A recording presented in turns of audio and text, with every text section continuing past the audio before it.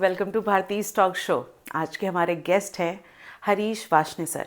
Sir Nainital में PPJ Saraswati Vihar residential school Nainital में बहुत साल तक एज अ प्रिंसिपल काम किया। सर इमरजेंसी के टाइम में संघ के प्रचारक रहे, अब संघ के कार्यकर्ता हैं, अब जन शिक्षा समिति उत्तराखंड के प्रेसिडेंट हैं, विद्या भारती पश्चिम उत्तर प्रदेश के उपाध्यक्ष हैं, पश्चिम उत्तर प्रदेश उत्तराखंड क्षेत्र के सीबीएसई बोर्ड के निरीक्षक हैं। आज के इस पूरे पॉडकास्ट में देवभूमि उत्तराखंड के बारे में डिस्कशन हुआ।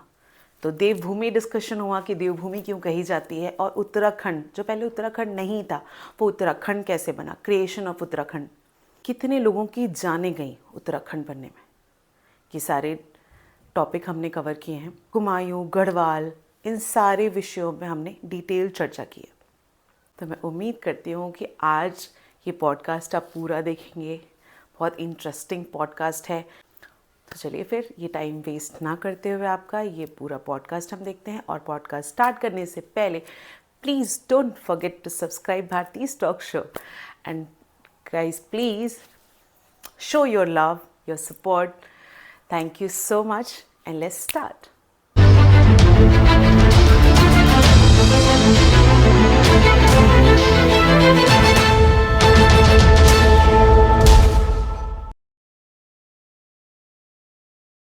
नमस्ते सर। नमस्कार। कैसे हैं आप? फाइन। तो सर पहले तो आप अपनी जर्नी के बारे में बताइए। आप कहाँ से बिलोंग करते हैं, आप उत्तराखंड कैसे गए, क्या क्या किया आपने, तो थोड़ा सा जर्नी के बारे में बताइए। मेरी जन्मभूमि है हाथरस। हाथरस से आप? लाड़पुर। अच्छा, ओके। मेरी पढ़ाई लिखाई हाथरस में हुई है। बीएड मैंने अलीगढ़ से किया। अच्छा। और बीएड के पश्चात मैं धामपुर विद्या मंदिर में प्रधानाचार्य, और वहाँ से रिजाइन करके फिर संघ का प्रचारक 79 में। 79 से आप? ओह। फिर मैं 83 में वापस आया और आगरा में प्रधानाचार्य राधा वल्लभ पब्लिक स्कूल में, सागंज आगरा जी। वहाँ मेरा स्वास्थ्य ठीक नहीं रह रहा था, तो आगरा छोड़ने का मन बना। राजस्थान जा रहा था, किंतु मेरा कार्यक्षेत्र जीवन में शायद ईश्वर ने उत्तराखंड निश्चित किया था। तो मैं 20 जून 1984 अच्छा। सरस्वती विहार नैनीताल पहुंच गया, और 84 से लेकर 2012 तक उस विद्यालय में रहा। 10 वर्ष प्रधानाचार्य रहा। अच्छा। और वहीं विद्यालय का एक आईआईटी खुला, तो वहाँ डायरेक्टर हो गया। तो रुद्रपुर में अपना आवास बना लिया। फिर आपने वहीं परमानेंट रहना शुरू कर दिया। और 2002 में यहाँ नोएडा। अच्छा, तो टोटल 15 साल के ऊपर हो गया ये तो? उत्तराखंड में 28 साल तो मैं नैनीताल रहा। 28 साल नैनीताल और करीब 8 साल रुद्रपुर। 8 साल रुद्रपुर, बहुत लंबा समय है। देवभूमि कहा जाता है उत्तराखंड को जी। तो पहले तो मैं आपसे ये जानने की कोशिश करूंगी कि देवभूमि क्यों कहा जाता है। भारत ही पवित्र भूमि है, जी। और इसे हम मातृभूमि कहते हैं। ये भूमि मात्र नहीं है। जी। विश्व में कोई भी देश ऐसा नहीं है जो अपनी भूमि को माता कहता हो। जी। अन्य जगहों पर ईश्वर के दूत गए हैं, किंतु ये भूमि ऐसी है कि यहाँ ईश्वर ने स्वयं अवतार लिया है। चाहे भगवान कृष्ण, भगवान राम, जितने भी हैं अवतार इसी भूमि पर हुए हैं। और एक संस्कृत का श्लोक भी है, गायंत देवा किलकीत काने धन्यास्ते भारत भूमि भागे। कि भारत भूमि में निवास करने वाले लोग धन्य हैं। धन्य। और ईश्वर को भी इस कर्म करने के लिए इसी भूमि पर अवतार लेना है। किंतु इस भूमि में भी जो उत्तराखंड है उसे देवभूमि कहा है। जी। तो मैं सामान्य एक प्रश्न कर दूं आपसे जी जी जी। कि हमारे अपने घर में भी हाँ। कहीं 3 कमरे कहीं 4 कमरे, फिर भी कोई एक स्थान ऐसा होगा कि वहां जाकर के मन शांत हो जाता है। हाँ। ऐसा स्थान कौन सा होता है? मंदिर। मंदिर। जी।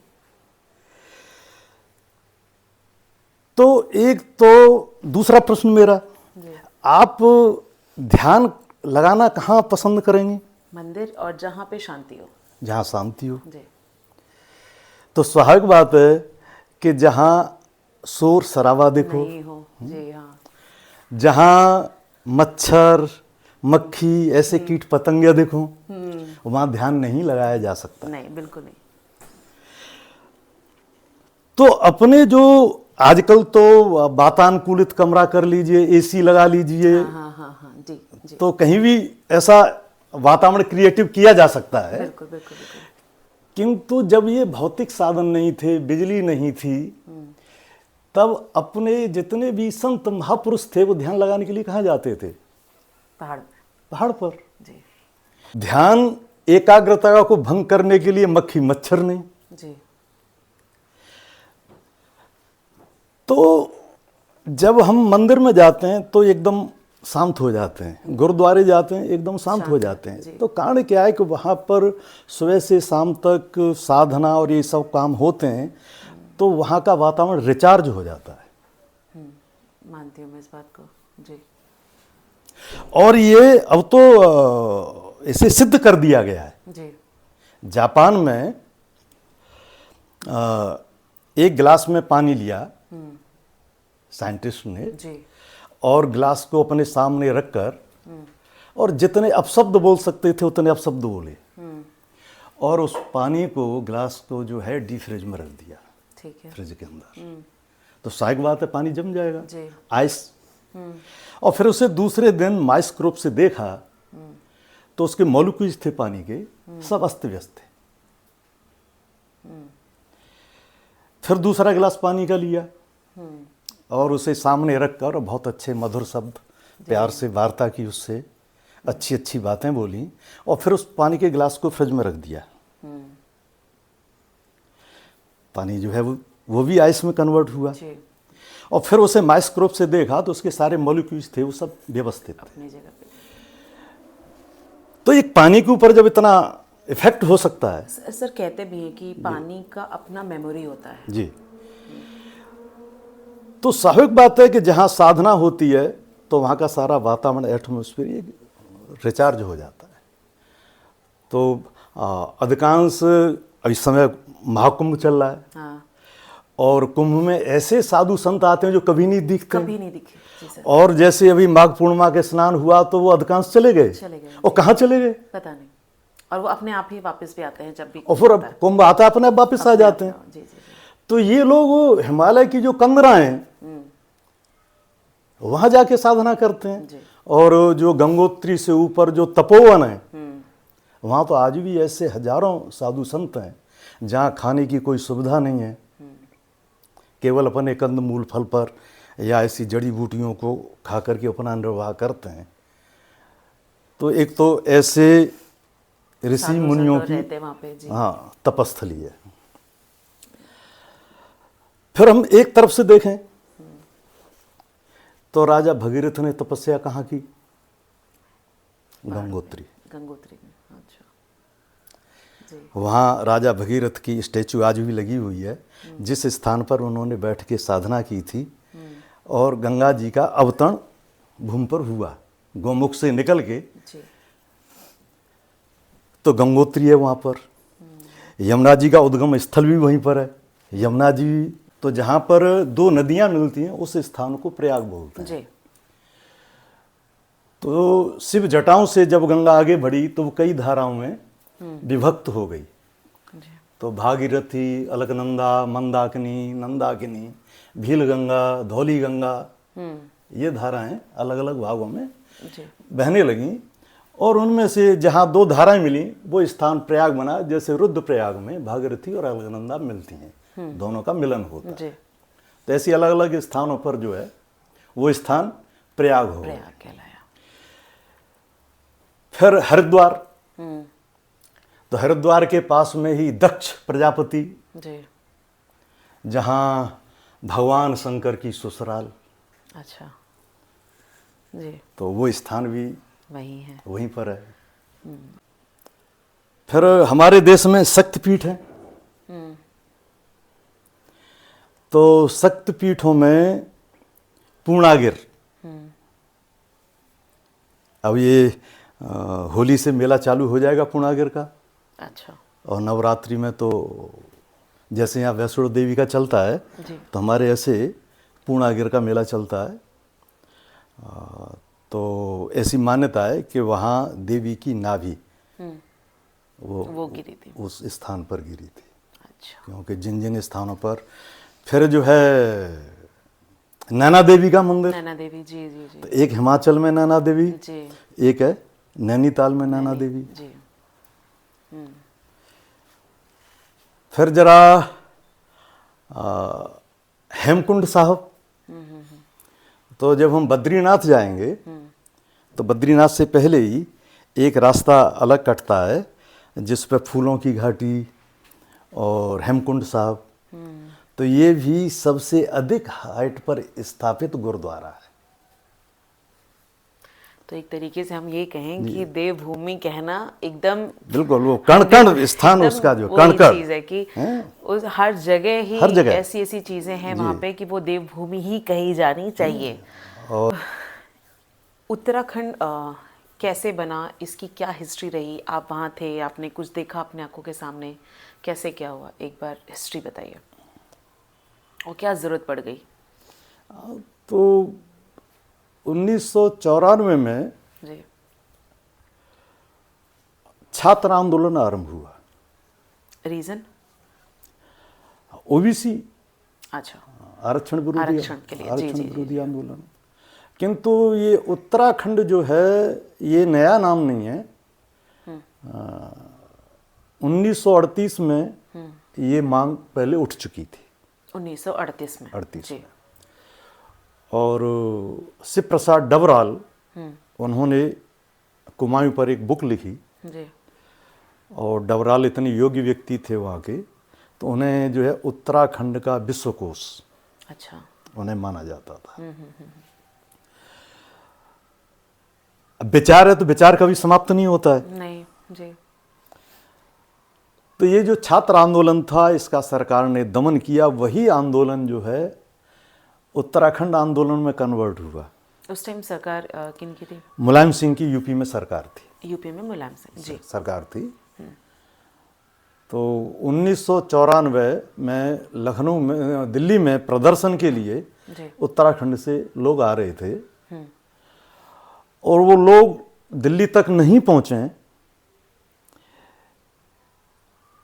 इसलिए उन्हें नारसन या मुजफ्फरनगर और हरिद्वार की जहाँ सीमा है, आज जहाँ उत्तराखंड का बॉर्डर लगता है, जी, उसके पास में ही रामपुर तिराहा कांड करके उस समय प्रकरण हुआ था। तो उत्तराखंड से जितने भी लोग दिल्ली आ रहे थे वहाँ पर सबको रोका गया, उन पर फायरिंग हुई, काफ़ी लोग मरे। ये ऑन रिकॉर्ड है सब कुछ? ऑन रिकॉर्ड है, बिल्कुल, जो आप गूगल पे सर्च करेंगे सारा वैसे आ जाएगा, ऑन रिकॉर्ड है ये पूरा।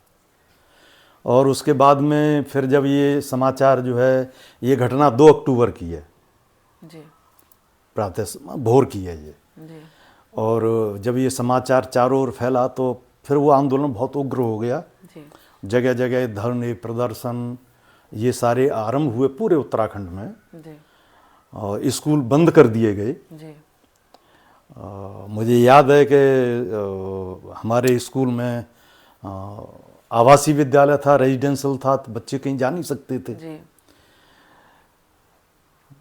तो विद्यालय भी चलाया, किंतु बाहर किसी को मालूम नहीं पड़ा कि स्कूल चल रहा है, तो स्कूल में घंटे नहीं लगते थे, सभी टीचर अपना जो है टाइम देख करके पीरियडों में आते जाते थे। जी, तो इस तरह से उस समय रहा। ये आकर के फिर जो है 9 नवंबर 2000 में अटल बीजेपी संयुक्त सरकार थी एनडीए की, सभी दलों की।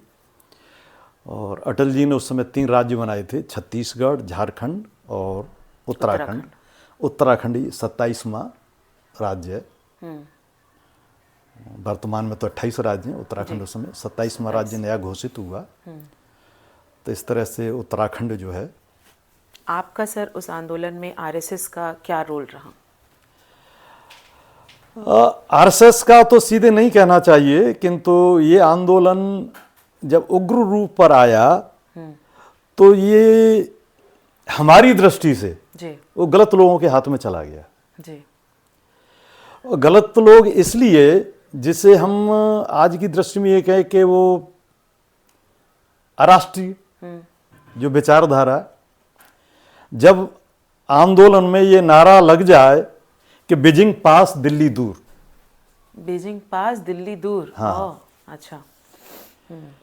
क्योंकि उत्तराखंड में पिथौरागढ़ मानसरोवर यात्रा करते हैं तो वही मार्ग है जाने का। जी। तो जो पिथौरागढ़ है, पिथौरागढ़ की सीमाएं चीन से लगती हैं। जी। तो ये नारा था कि हमारे लिए बीजिंग पास है और दिल्ली दूर है।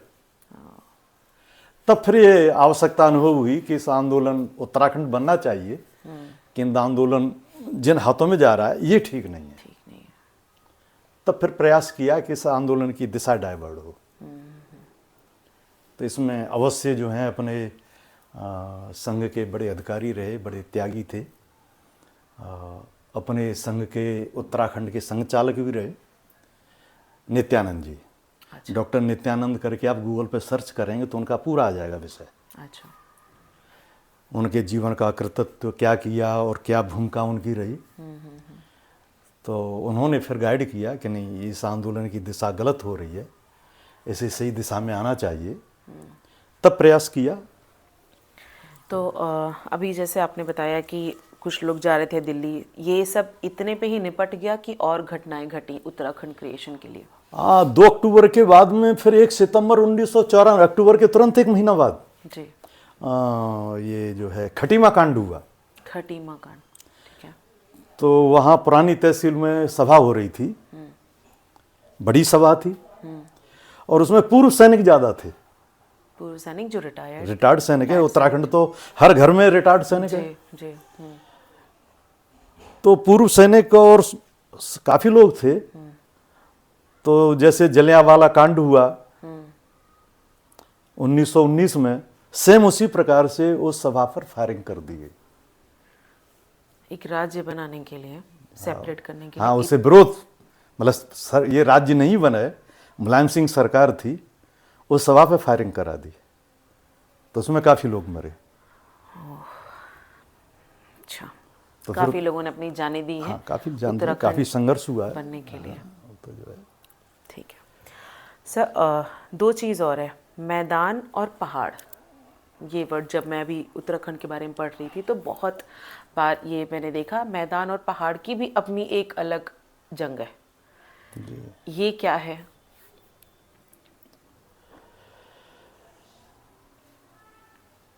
ये नीचे से मैदान से कुछ लोग चाहे सर्विस के लिए या व्यापार करने के लिए, क्योंकि मजदूरी करने तो वहां नहीं जाएंगे, तो 2 काम से लोग वहां गए। जो व्यापार करने गए उन्होंने अपने व्यापार का विस्तार किया। जो सर्विस करने गए वहां और लंबे समय तक सर्विस की, तो उन्होंने वहीं पर जमीन ले ली। ठीक है। और बड़े आराम से लोग रहने लगे।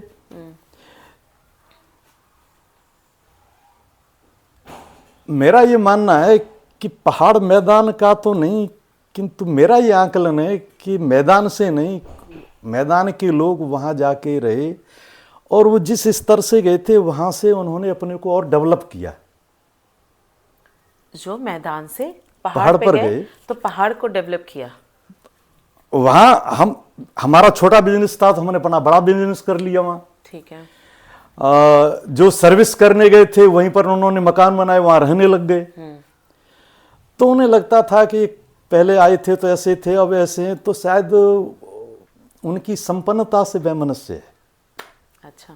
हालांकि हमारे कुछ मित्र हैं जो ये सुनेंगे तो उन्हें अच्छा नहीं लगेगा। पहाड़ मैदान चलता तो है, जी जी जी। किंतु भाई मुसलमान भी तो मैदान से ही वहां गया है, तो मुसलमान से तो उतना द्वेष नहीं है वहां के लोगों को। हाँ, अच्छा। जो तो सेम ये भेदभाव क्यों? हाँ, तो ये भेदभाव का मेरे समझ में जो कारण आया केवल एक ही कारण आया क्या? कि मैदान का व्यक्ति वहां जा करके उसने अपने आर्थिक स्तर को अच्छा किया। हाँ। और तो इसमें जात पात कहाँ से आ गई? तो मुसलमान भी तो यही कर रहा होगा ना। मुसलमान क्या कर रहा है वहां पे? मुसलमान तो मजदूर है, अच्छा, वो तो मजदूरी करता है। ठीक है। तो अच्छा, उनसे इनसिक्योरिटी नहीं है। हाँ। ठीक है, समझ गई। ओके। तो जो है उनसे इनसिक्योरिटी नहीं है, लेकिन जो पढ़े लिखे जा रहे हैं वो वहां जाके बस जा रहे तो हैं। किंतु हमारे कई मित्र हैं, मैंने सीधे उनसे प्रश्न भी किया कि जितने भी प्रकार का वाद है हम हिंदुओं के बीच में है, चाहे भाषा के आधार पर, क्षेत्र के आधार, किसी भी आधार पर वाद हम हिंदुओं के बीच में है। जी।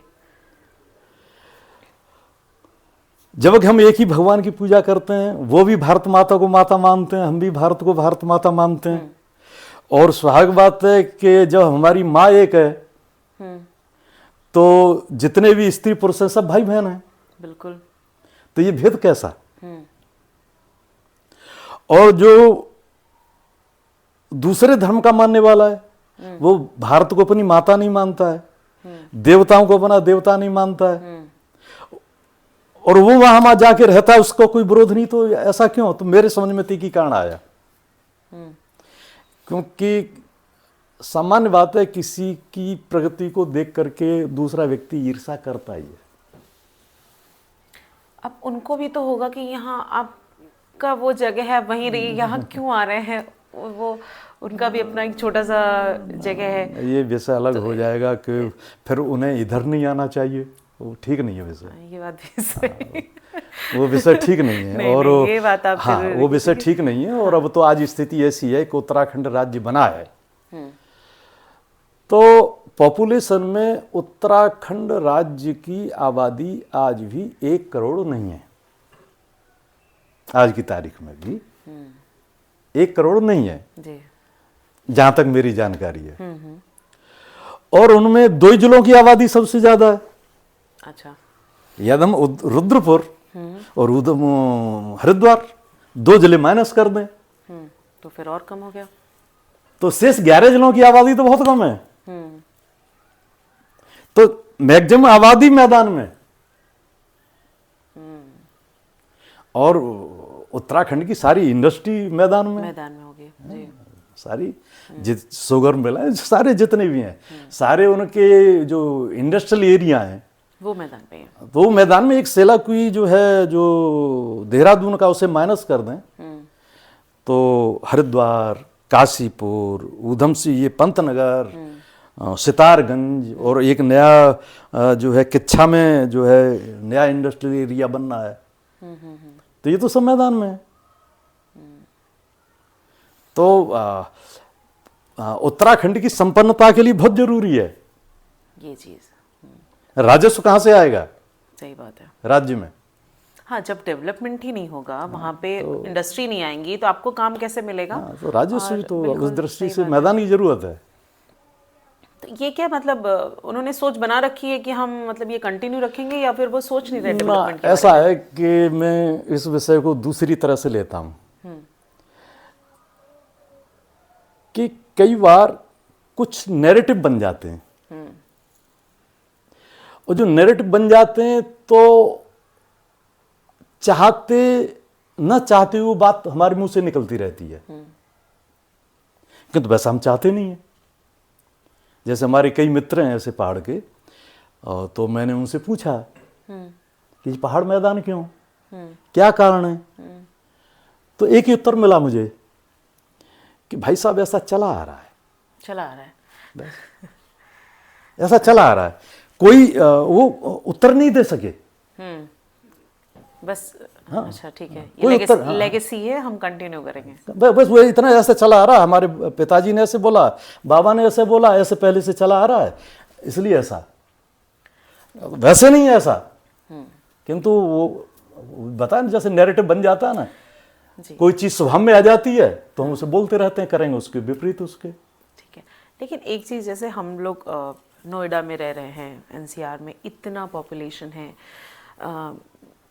पेड़ों को काट के बिल्डिंग बनाई जा रही है, सारी चीज़ें हैं, तो एक पोर्शन को तो हम इन माय ओपिनियन बर्बाद करते जा रहे हैं। डेवलपमेंट अच्छी चीज़ है, लेकिन अगर ऑक्सीजन की बात करें, आपको खुद पता है कि यहाँ पे पॉल्यूशन कितना ज़्यादा है। दिवाली के टाइम पे इतना बुरा हाल होता है कि हमें मास्क पहनना पड़ता है। तो एक नॉर्मल अगर वैसे सोचे तो क्या कुछ जगह जो अभी इस तरीके की पड़ी हुई हैं उनको वैसे ही नहीं रहने देना चाहिए? उसमें क्यों इतना छेड़छाड़ करना? जो प्रकृति है, नेचर है, उसके साथ इतना छेड़ ऑलरेडी हम बहुत कर चुके हैं, तो कुछ चीज़ों को सिक्योर करके रखना चाहिए। अब यह तो ये रीज़न है वहाँ के लोगों का कि उन्हें बिल्कुल ये पसंद नहीं आता कि आप शहर वाली चीज़ें लाके यहाँ पे रखिए। ऐसा तो नहीं है, वहाँ के लोगों का ऐसा रीज़न नहीं है। ना ना, ऐसा तो नहीं है। ऐसा इसलिए हम खुद होते हैं, जब हमारे यहाँ गर्मियाँ पड़ती हैं तो हम पहाड़ों पे जाते हैं। कुछ समय के लिए ऐसा हो सकता है, चले जाएं। ये विषय जरा अलग हो जाएगा। जी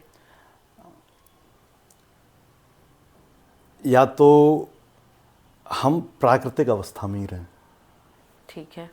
आप डेवलपमेंट करेंगे तो फिर रोड बनाएंगे, पहाड़ कटेंगे, पहाड़ कटेंगे, ठीक है, पेड़ भी कटेंगे। कटेंगे जी। डेवलपमेंट होगा तो लोग भी जाएंगे, जाएंगे, गाड़ियां भी जाएंगी, गंदगी भी होगी। गंदगी भी होगी। तो ये तो डेवलपमेंट के साथ में तो, किंतु हाँ, आजकल बीजेपी का एक नारा है, विरासत भी और विकास भी। हाँ, वही चीज़ है कि अगर सरकार इस चीज़ को लेके चले कि विरासत भी और विकास भी, तो हमें ऐसी इंडस्ट्री चिन्हित करनी पड़ेंगी जिसका पॉल्यूशन पर, कंट्रोल। हाँ, वातावरण पर इफेक्ट नहीं पड़े। जैसे कार्बन उत्सर्जन करने वाली इंडस्ट्री नहीं लगे वहाँ, नहीं लगे वहाँ पे, हाँ, उस प्रकार की इंडस्ट्री वहाँ पर ना लगे। ले जाएं जिनसे कार्बन का उत्सर्जन न हो।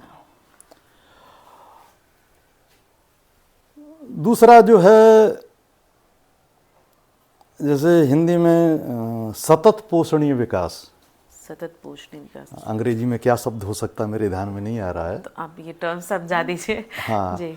उसका अर्थ यह है कि संसाधनों का प्रयोग वर्तमान पीढ़ी भी कर सके और आगे आने वाली पीढ़ी के लिए वो संसाधन सुरक्षित रहे। ठीक है। इस प्रकार से डेवलपमेंट हमें करना चाहिए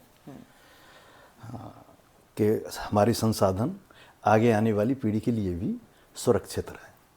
किंतु ये एक ऐसा चक्र बन गया है कि ये जो विकसित देश हैं और जो विकासशील देश हैं, तो विकसित देश इन विकासशील देशों पर अंकुश लगा रहे हैं कि आप कार्बन उत्सर्जन नहीं करें। अच्छा। तो स्वाभाविक बात है कि कार्बन उत्सर्जन तो भाई हम इंडस्ट्री लगाएंगे, विकास करेंगे तो उत्सर्जन होगा। जी। वो अपने यहाँ इस चीज को रोकना नहीं चाहते हैं, तो उनका सीधा सा मतलब है कि आप अपने यहाँ डेवलपमेंट मत कीजिए और हमसे सामान खरीदते रहिए। उनका हम मार्केट बने रहें,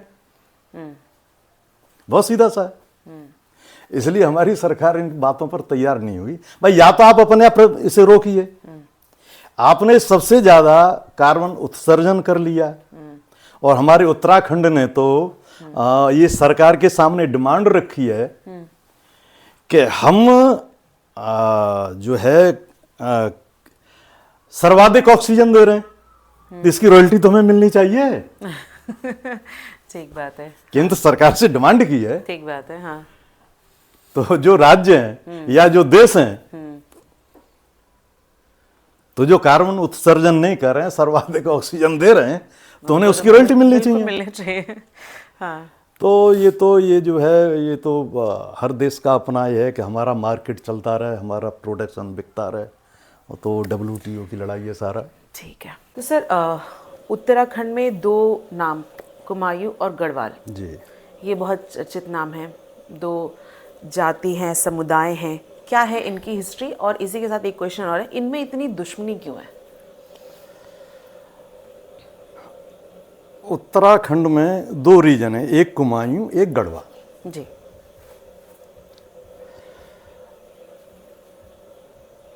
तो पहले हिंदुस्तान में जब अंग्रेजों का राज्य था जी। तो बहुत छोटे छोटे राजा थे। इन राजाओं में आपस में संघर्ष होता रहता था। जी। तो ऐसी कुमायूं और गढ़वाल, तो कुमायूं और गढ़वाल में आपस में संघर्ष होता रहता था। अच्छा। कई बार गोरखा राजाओं ने भी आक्रमण किए इन पर, किंतु इनके जब जब आपसी संघर्ष हुए तो उस समय हिंदुस्तान पर अंग्रेजों का भी राज्य था। तो कभी गढ़वाल वाले राजाओं ने अंग्रेजों की सहायता ले ली, कभी कुमायूं वालों ने ले ली, किंतु कुल मिला के यह है कि फिर कुमायूं और गढ़वाल पर अंग्रेजों ने ही अधिकार कर लिया। ठीक है।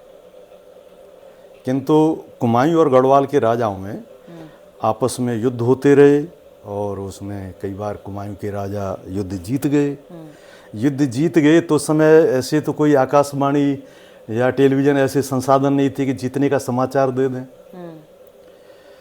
तो आग जला करके तो वहाँ खतड़वा एक त्योहार मनाया जाता है। अच्छा। और ये खतड़वा त्योहार सितंबर के, शायद मुझे जैसा याद आ रहा है, एक्यूरेट तो याद नहीं आ रहा है, तो सितंबर के महीना में मनाया जाता है। किंतु जब से उत्तराखंड राज्य बना है उस त्योहार को मनाना बंद कर दिया है। अच्छा। क्योंकि स्वाभाविक बात है कि कुमायूं के लिए तो एक उत्साह और जोश का कारण हो गया। जी। तो क्योंकि कुमायूं और गढ़वाल अब ये उत्तराखंड हो गए तो अब इस त्योहार को वो लोग नहीं मनाते। अच्छा। किंतु कुमायूं और गढ़वाल के राजाओं का आपस में काफ़ी संघर्ष रहा। तो ये दुश्मनी अभी तक चली आ रही है? अब तो नहीं, अब नहीं है। हाँ, किंतु कि हर चीज़ में कुमायूं गढ़वाल तो चलता है। अच्छा। जी जी जी जी। किंतु वहाँ बाद में टिहरी नरेश तो अभी तक हैं, और कुमायूं में चंद्रवंशी राजा थे। तो टिहरी राज परिवार की जो रानी है वो तब भी सांसद हैं। तो स्थायी वही सांसद हैं। पहले वो नरेश थे, नरेश एक्सपायर हो गए तो उनके घर से वो सांसद हैं। जी। ठीक है सर, भू कानून के बारे में बात करेंगे। हालांकि अब वो कानून आ गया और बहुत टाइम से इसका स्ट्रगल चला आ रहा था। तो ये भू कानून क्या है? भू कानून ये था कि जैसे ही राज्य बना तो दूसरे जगहों के लोग, वहाँ कोई कानून नहीं था, तो वो उत्तराखंड में जा कर के बड़ी बड़ी प्रॉपर्टियां खरीदने लग गए। अच्छा। बिल्डर पहुंच गए जो उत्तराखंड के निवासी नहीं थे, और वहां उन्होंने बड़ी बड़ी प्रॉपर्टियां खरीद ली। तो इसका वहां विरोध हो रहा था, वहां की स्थानीय जनता के द्वारा लगातार विरोध हो रहा था। फिर उत्तराखंड में इंडस्ट्री स्थापित करनी थी, तो फिर जो उद्योगपति हैं उन्हें इंडस्ट्री के लिए भी जमीन देनी थी। तो समय समय पर वो जो है तरह तरह से जो है उद्योगपतियों को जमीन मिलती रहे, और वो कानून जो है फ्लक्चुएट होता रहा। वो जो है 12.5 एकड़ 15 एकड़ तक वो जो है जमीन ले सकते थे। किंतु इससे जो है जनसंख्या का जो नीचे से लोगों का वहाँ जाना, तो एक तरह से वो टकराव बढ़ रहा था। तो लगातार वहाँ की जनता के द्वारा ये सरकार पर दबाव बनाया जा रहा था कि हमारा उत्तराखंड का भू कानून आना चाहिए, जिस प्रकार से ज़मीनों की खरीद फरोख्त हो रही है उस पर अंकुश लगना चाहिए। तो अभी मैंने ज़्यादा स्टडी नहीं की है, किंतु 2 जिलों को छोड़कर उत्तराखंड में 13 जिले हैं।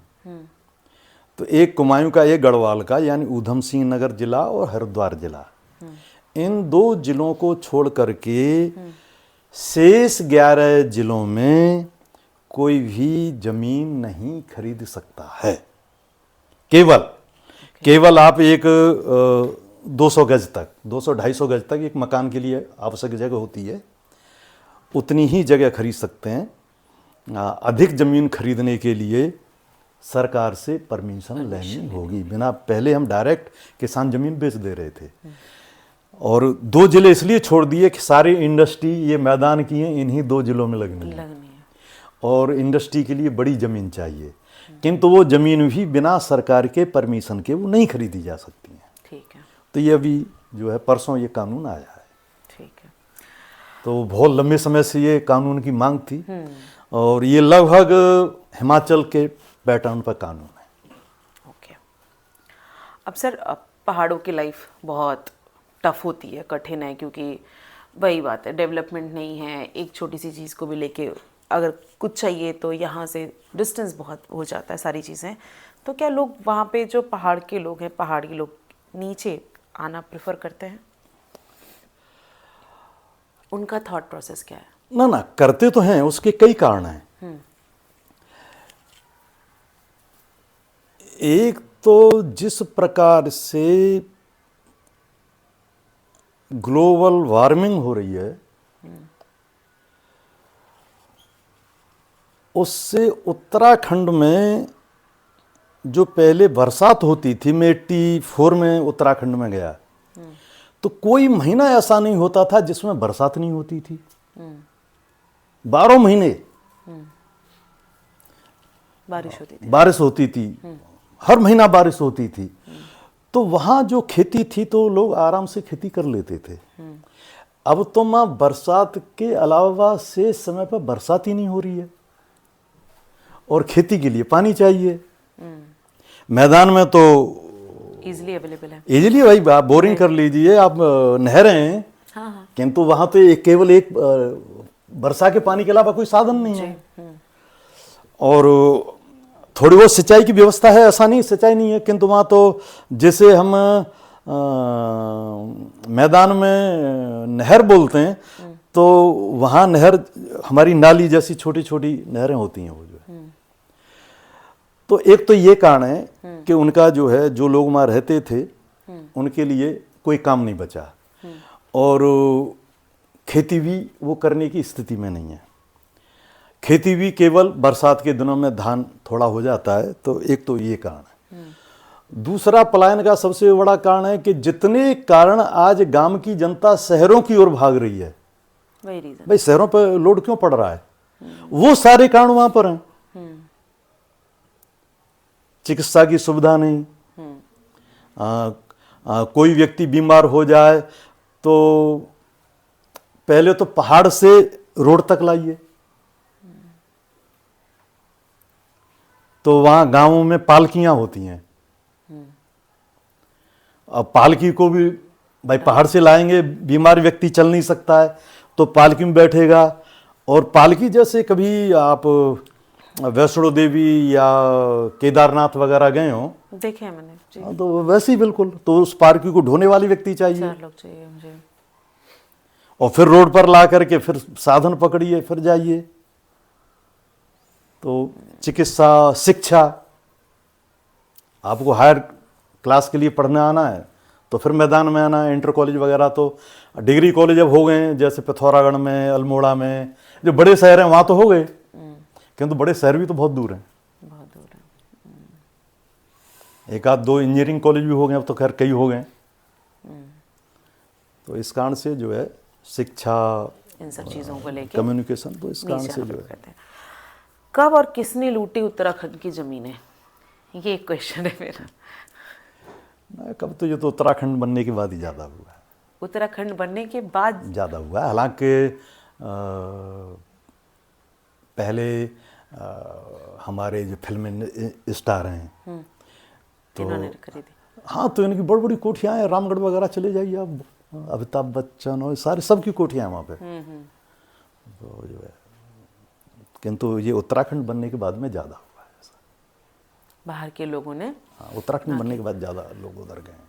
तो अब लेकिन अब क्योंकि ये आ गया है, लॉ आ गया है, तो अब तो इजीली अवेलेबल नहीं होगा। हाँ, इजीली कठिन हो जाएगा, किंतु हिंदुस्तान में तो नियमों को नियमों से ही तोड़ते हैं ना, कोई न कोई रास्ता निकाल लेते हैं। नियम बहुत हैं, उनको निभाने हैं। हाँ हाँ, हाँ, तो वो सही। अब एक क्वेश्चन और है कि उत्तराखंड की राजधानी देहरादून और गैरसैंण का बहुत है, पहले से चर्चा चली आ रही है, तो क्या राजधानी चेंज होगी, ऐसा कुछ? ऐसा है कि जब ये उत्तराखंड बना जी। तो राजधानी के लिए अलग अलग कई स्थान आ रहे थे। हम तो नैनीताल में थे, जी। और हमारे जो नैनीताल के जो विधायक थे वो तो वहीं पहाड़ के थे, बंशीधर भगत जी। तो उस समय उन्होंने बोला कि नैनीताल उत्तराखंड की राजधानी नहीं बनना चाहिए। नैनीताल नहीं बनना चाहिए, ठीक है। इस बात से वहां के लोगों ने इतना विरोध किया कि वो चुनाव हार गए। अच्छा, और उनका क्या रीजन था नैनीताल ना बनने किंतु का? उन्होंने इसलिए बोला कि जब नैनीताल राजधानी बन जाएगा, नैनीताल टूरिस्ट प्लेस है, यहाँ का सारा जो व्यवसाय है, hotel, restaurant and education, hostel, और जब ये राजधानी बनेगा तो यहाँ धरने प्रदर्शन रोजाना होंगे। अच्छा। तो नैनीताल जो शांत जगह है यह शांत हो जाएगा। तो उनका तो उद्देश्य ये था। ओके, इसलिए फिर वो देहरादून बना। तो फिर बाद में आया कि जो स्थान जहां आ रहे थे, तो उस राजधानी को डेवलप करने के लिए बहुत पैसा खर्च होता।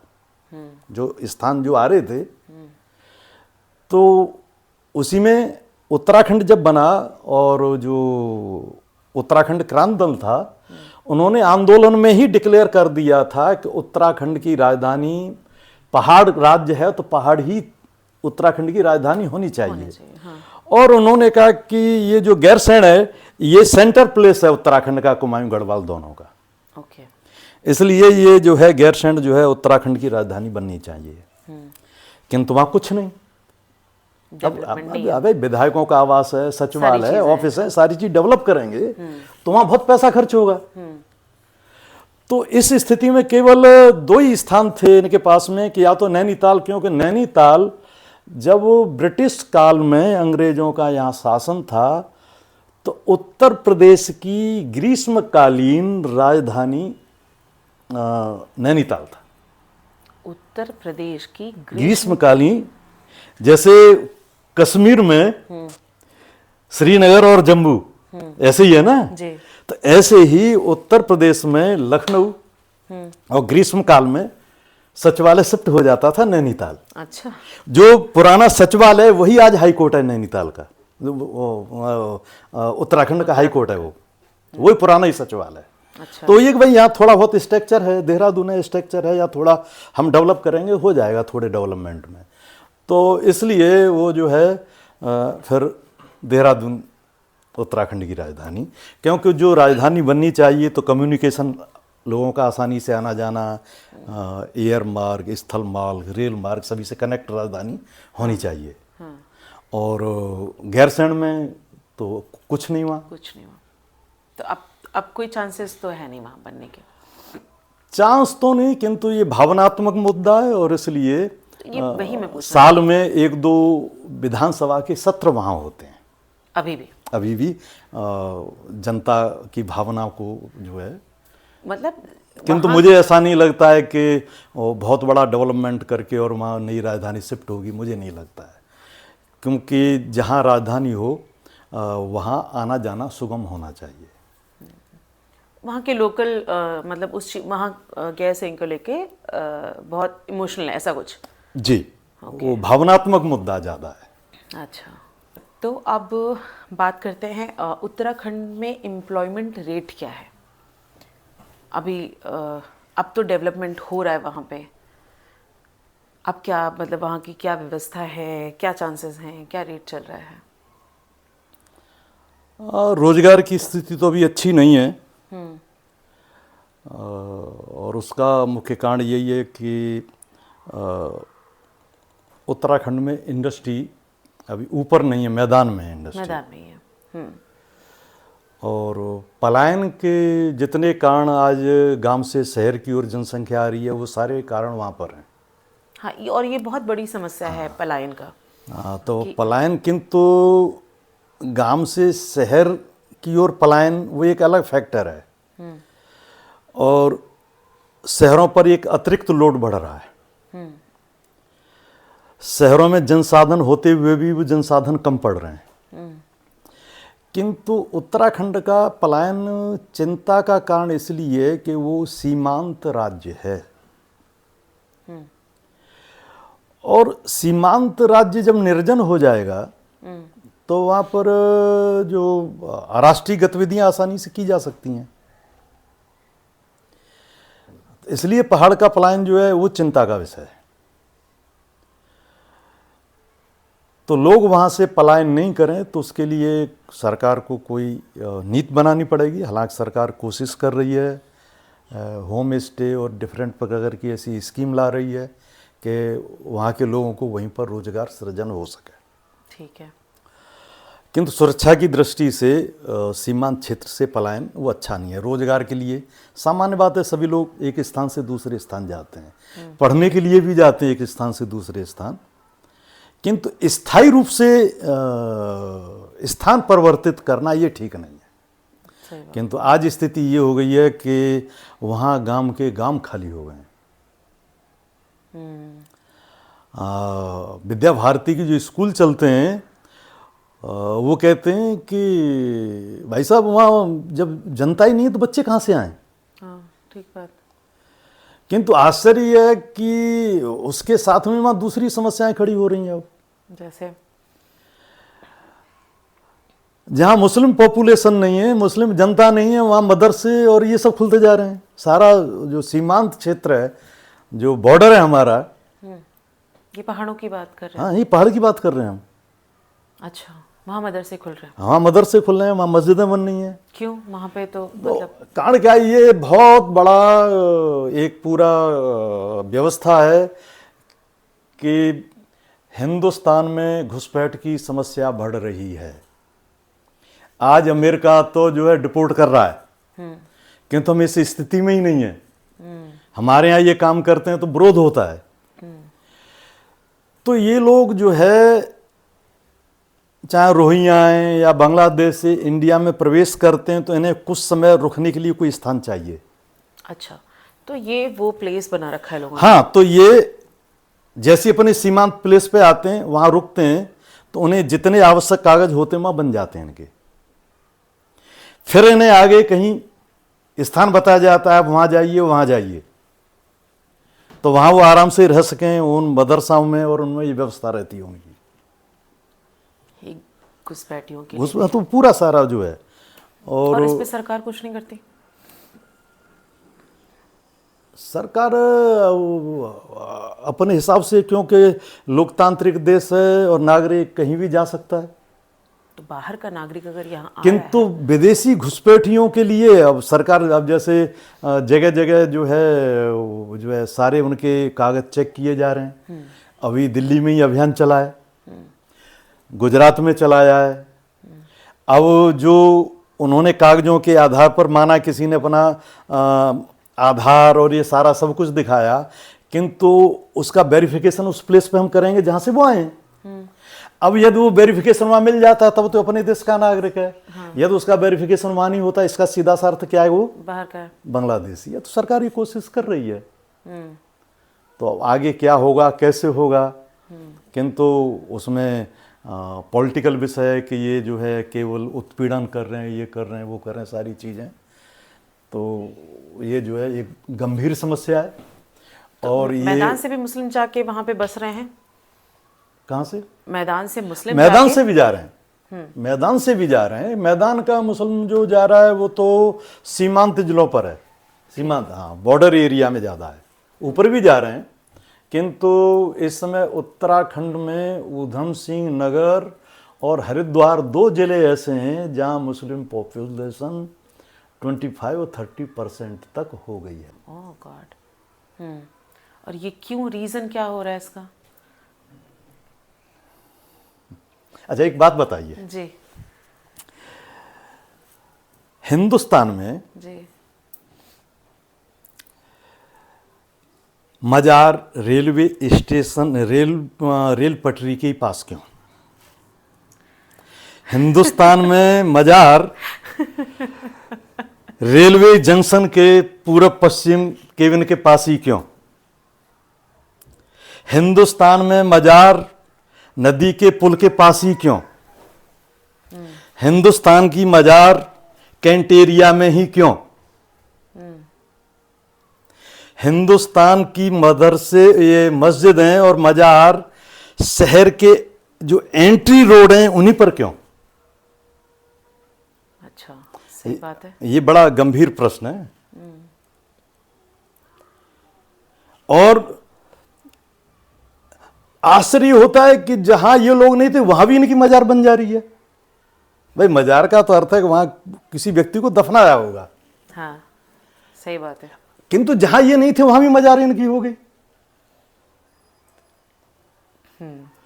तो ये विषय बहुत बड़ा विषय है। और आज जो है हिंदुस्तान में कितना है, शायद 9.5 लाख मजारे एकड़, एकड़। अच्छा। यानी हिंदुस्तान में मिलिट्री और रेलवे के बाद में सबसे ज्यादा लैंड मजार में, बकबोर्ड के पास में। और है क्या है कि पहले तो वहां मजार बनाई, फिर वहां मस्जिद बनाई, वो वक्फ हो गई। तो ये एक बड़ा गंभीर विषय है।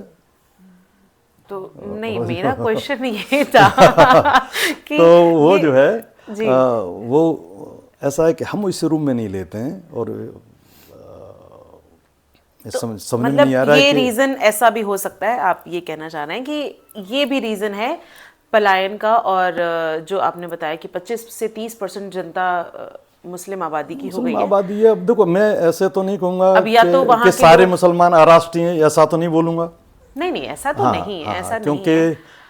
हमारे लोकतांत्रिक हाँ, देश है, हाँ, ऐसा तो लोकतांत्रिक नहीं देश है कि है। हाँ। और किंतु जो है किंतु ये विचारिक विचारणी है। ये एक विषय बड़ा ये विचारणी है कि ये सेंसिटिव जगह है हमारी।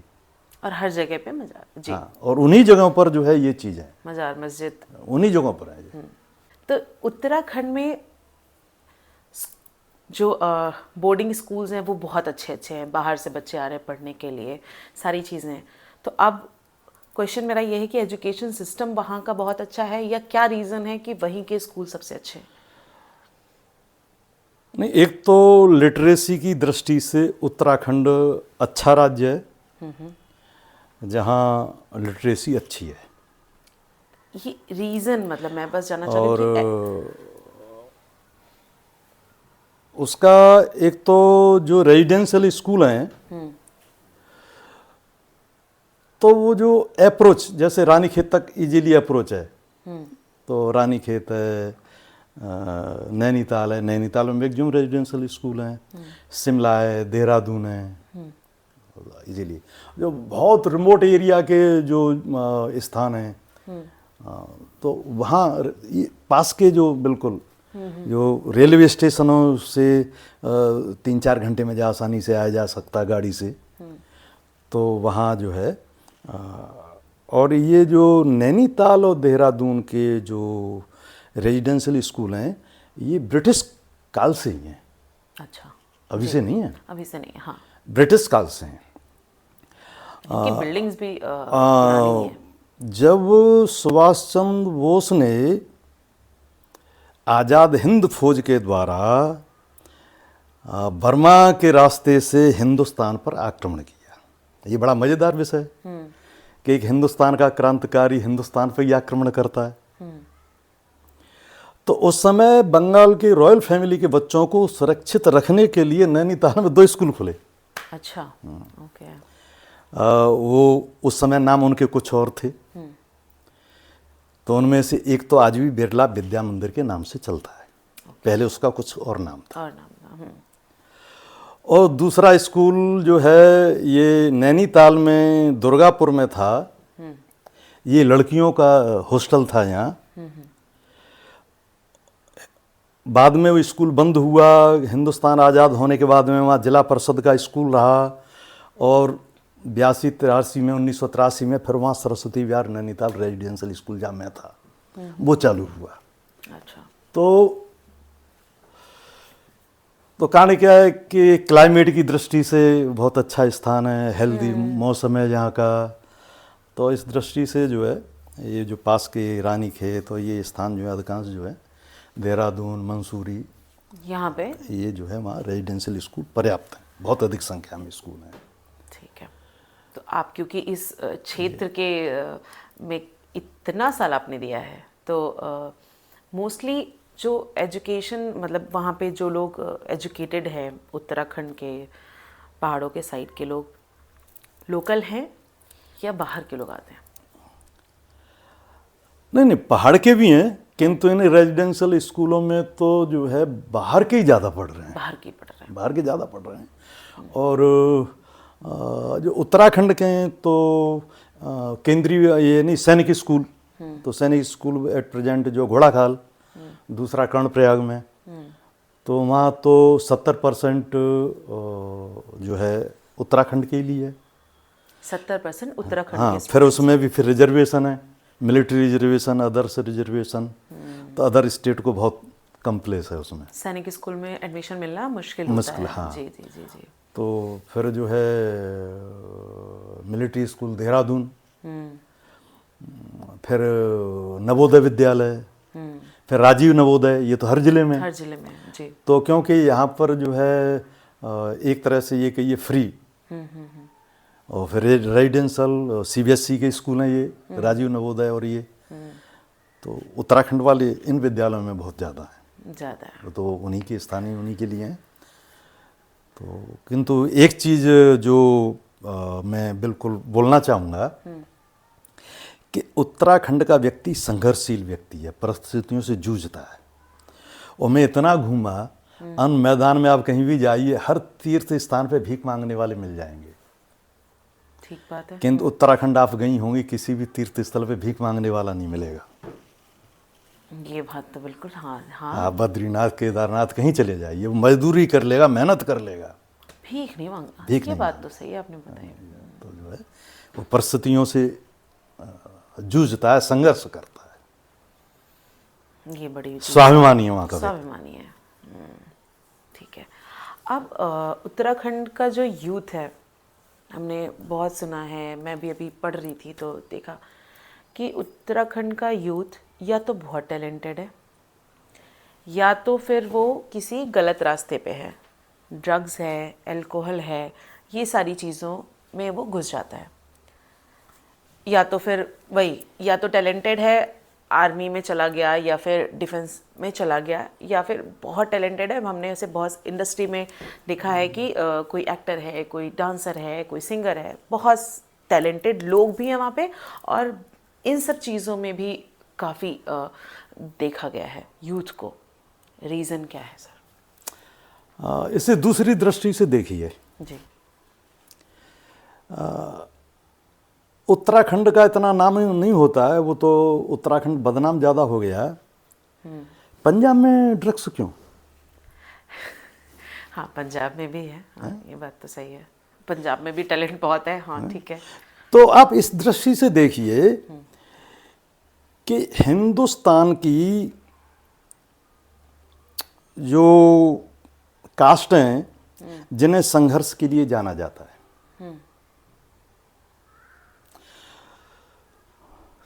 तो उत्तराखंड में 2 रीजन है, कुमाऊं और गढ़वाल, और दोनों के नाम पर रेजिमेंट है, कुमाऊं रेजिमेंट और गढ़वाल हैं। और उन रेजिमेंटों का आप इतिहास पढ़ेंगे तो कितने उनके शौर्य चक्र, परमीर चक्र, ये सब मिलेंगे। बिल्कुल। कितनी हिंदुस्तान की सेना में जो है बड़े अधिकारी जो हैं जी, वहाँ रहे हैं वो जो हैं। तो यहाँ के जवान को गलत रास्ते पे कैसे डाला जाए? ओह, अच्छा, ये आप कह रहे हैं साजिश है? बिल्कुल। ओके।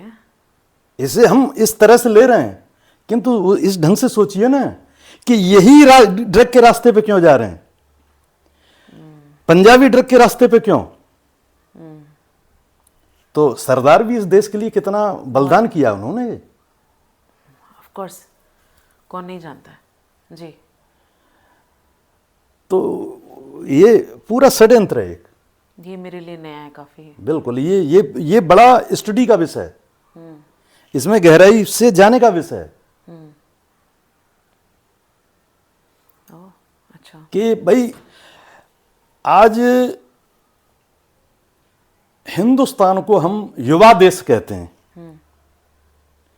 तो विश्व में सबसे ज्यादा युवा हिंदुस्तान में है, इसलिए युवा देश बोलते हैं। और यदि इस देश के यूथ को बिगाड़ दें, यूथ ही फ्यूचर है और यूथ कोई हाँ। भाई युवा ही देश का फ्यूचर है, इसे हम गलत रास्ते पे डाल दें,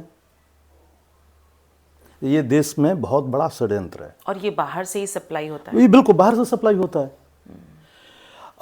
जितने भी देश के अंदर आतंकवादी जो एक्टिविटी चलती है उन्हें फंडिंग यहां से मिल रहा है, ड्रग्स की सप्लाई से जो पैसा आ रहा है यहीं से उन्हें फंड मिल रहा है। और भी बहुत सारे कारण हैं उसके, उसमें एक बहुत बड़ा मेजर कारण है ये, बहुत बड़ा मेजर कारण है ये। तो इसलिए इस दृष्टि से लेना चाहिए। वो तो जो है भाई ठीक है कि पहाड़ के लोग मिलिट्री में, पहाड़ की क्लाइमेट ऐसी है, वहाँ मौसम ठंडा ज़्यादा रहता है, तो वो तो ठीक बात है, हाँ, लेकिन ड्रग्स वगैरह ऐसी चीजें नहीं है ना कि आप तो उसको एल्कोहल तो ठंड में लोग लेते तो हैं, हाँ, लेते ठीक है, हैं, किंतु जो ड्रग्स है, जो ये प्रचलन बढ़ रहा है, इस दृष्टि से देखना चाहिए कि और इजीली अवेलेबल होता है। मैं वो एक दो जो है उसका वीडियोस पूरा- वगैरह देख रही थी, तो उसमें ट्रैवलर्स जो होते हैं वो इजीली, जो वहाँ के गाइड्स होते हैं उनसे मांगते हैं और वो बहुत इजीली अजी प्रोवाइड साहब अब तो मेडिकल स्टोरों पर मिल जा रहा है। ओह गॉड, इतना इजी है। बिल्कुल इतना इजी हो गया है, जिन्हें मालूम है कहाँ मिलेगा, मेडिकल स्टोर में मिल जा रहा है अब तो उसे इस दृष्टि से उसे टैकल करना चाहिए इस समस्या को। वो पहाड़ की समस्या नहीं है, पूरे देश की समस्या है, पूरे देश की समस्या है, इसे हम पहाड़ के रूप में लेते हैं। ठीक है, चलिए ये अब बात, क्योंकि आप वहाँ रहे हैं, अब मेरी ये ड्यूरिंग ये पॉडकास्ट लेने के लिए 2-4 वीडियोस मैंने देखी, उस टाइम पे एक बड़ा ही अच्छा टर्म मैंने देखा, पहाड़ों के देवता, और काफ़ी फेमस, काफ़ी मान्यताएं हैं वहाँ पे। आप कुछ शेयर करेंगे वहाँ के? पहाड़ के देवताओं में जहाँ मैं रहा हूँ तो नैनीताल में घोड़ाखाल है, और अल्मोड़ा से आगे बढ़ते हैं हम जागेश्वर की ओर चितई, तो ये गोलू देवता, तो ये वहाँ के स्थानीय देवता हैं। तो वहाँ बहुत बड़ी मान्यता है। और क्वेश्चन पूछने का मेरा रीज़न ये है क्योंकि मैंने देखा कि बहुत ज़्यादा रिजिड हैं लोग वहाँ के, अपने देवता को लेके बहुत सारी मान्यताएं हैं और उनको मानते हैं एकदम मतलब अंधा होके, ऐसा कुछ ना। एक तो पूजा पद्धति ये बहुत ज़्यादा है वहाँ, जागर वगैरह वो सामान्य जो है वो जो है वहाँ, तो हमारे जो गांवों में भी चले जाएं तो ग्राम देवता स्थान देवता और कुल देवता जी हैं। कई बार परिवार में दिन अच्छे नहीं चल रहे हो, किसी पंडित के पास चले जाएं तो कहता आपके पितर नाराज हो गए, हाँ, तो पितर शांति कराइए। हाँ, हाँ, तो ये वहाँ काफ़ी है।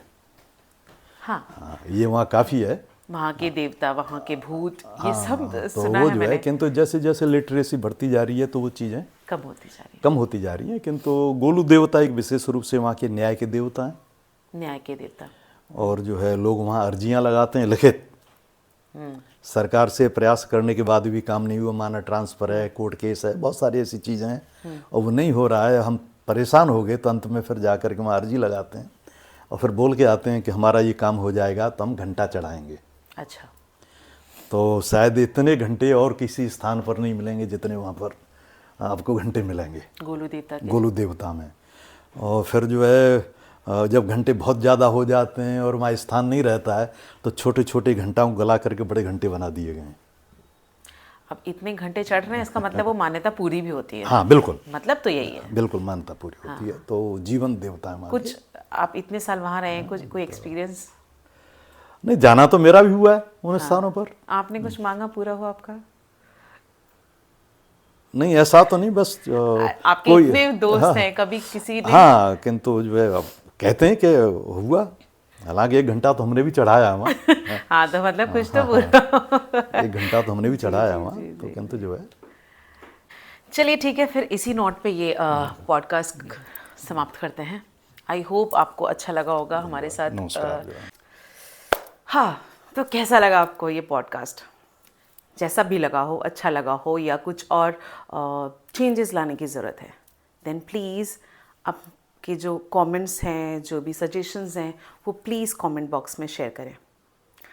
एंड अगर ये पॉडकास्ट आपको अच्छा लगा और लगा कि हाँ शेयर करना चाहिए, then please share it with your friends and family and show your love. Thank you so much and yes, don't forget to subscribe Bharti stock show. Thank you so much. मिलते हैं न्यू पॉडकास्ट में। नमस्ते।